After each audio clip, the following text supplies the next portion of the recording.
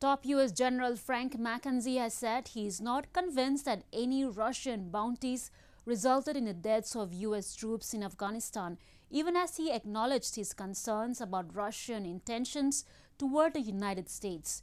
Officials say the United States acquired intelligence suggesting that Russia may have paid bounties to Taliban-affiliated militants to kill US-led coalition forces in Afghanistan, but stressed that intelligence was not conclusive.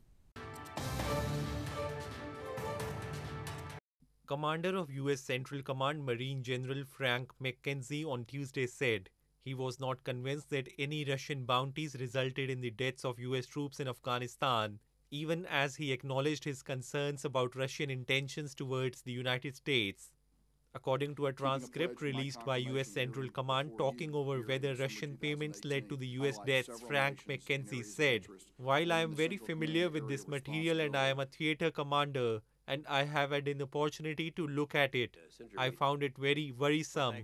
I just didn't find that there was a causative link there." US officials say the United States acquired the intelligence suggesting that Russia may have paid bounties to Taliban-affiliated militants to kill US-led coalition forces in Afghanistan, but stress that intelligence was not conclusive. The US invaded Afghanistan in 2001, and the death toll of American service members has surpassed 2,400 in the longest war in Washington's history. The US military had previously accused Russia of possibly providing support, including weapons, to elements of the Taliban in Afghanistan. Moscow denies the allegations.